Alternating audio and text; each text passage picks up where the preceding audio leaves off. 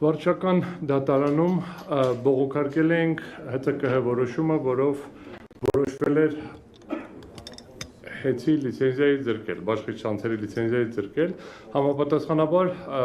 եթե հիշեցման կարգով, 7 հատ կետ էր դրված լիցենզիայի ձրկելու համար, սա մեկ Ամերիկայում կեսկատակ ասում են 2 հատ սմահ են տվել, 3 հատ չգիտեմ ինչ, ՀԾԿՀ-ն որոշել էր 7 առանձին հիմքերով ձրկել լիցենզիայից։ Դատարանում քննարկել ենք բոլոր 7-ը, ընդ որում 6-ը առանձին հիմքեր են, 7-րդը 8 կետից բաղկացած հիմք է։ Եվ դատական նիստերը բավականին ինտենսիվ են եղել եւ վերջին դատական նիստը ավարտվել է առավոտյան ժամը 3-ից քանից, այսինքն ամբողջ գիշեր, վերջին նիստը 13 ժամ է տևել, ընդ որում ոնց որ դրա նախորդ օրը շաբաթ կիրակի ունեցել ենք նիստ եւ նիստերի ժամանակ հնարավորություն ենք ունեցել քննարկել ապացույցները։ Ովքեր դիտել են դատական նիստերը, կտեսնեին, որ այն հիմնական փուլը, այն դատաքննությունը, որտեղ ապացույցների հետազոտում պետք է տեղի ունենա եւ ակնկալվում էր, որ հանրային ծառայությունները կարգավորող հանձնաժողովը պետք է շատ հստակասի այս խախտումը հաստատվում է այս ապացույցով, դրան պատրաստ չէր եւ ամեն անգամ ամեն հարցի քննարկելուց բավականին երկար ապացույցներն էին նայում, փորձում էին ասեն, որ փաստաթուղթը որի հետ համադրենք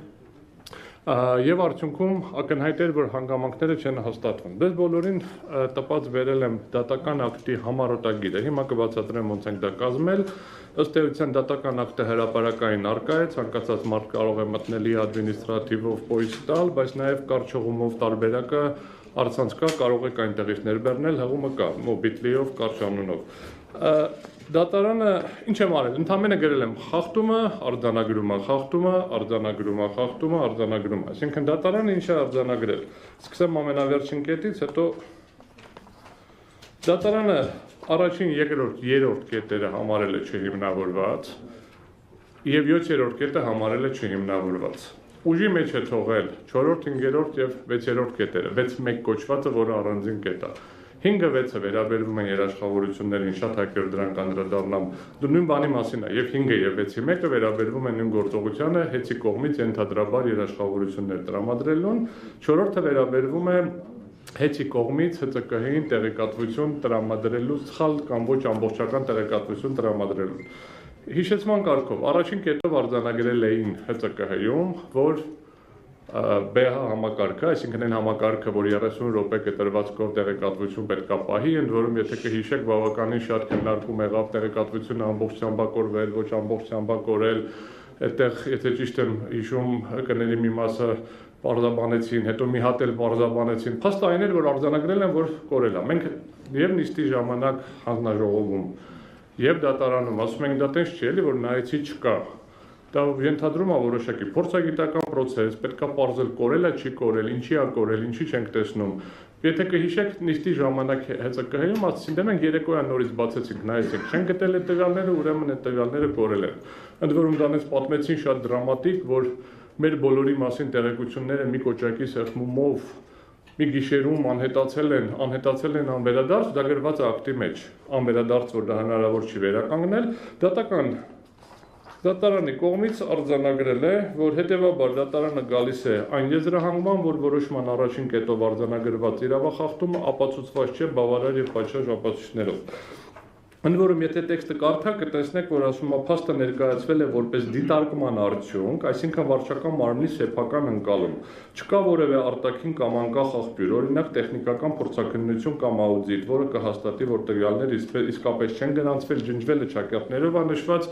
ավելին նիստի ժամանակ է, որ ասեցինք, լավ, սերվերում փորձել եք նայեք, ասեցին չէ։ Մենք ուղղակի ծրագիրը բացել ենք, չկար, համարեցինք, որ չկա, ջնջվել է ու դրա համար զրկել ենք լիցենզիայից։ Եթե լիներ տուգանք, եթե լիներ այլ պատասխանատվություն, կասենք լավ, ինչ որ միջամտության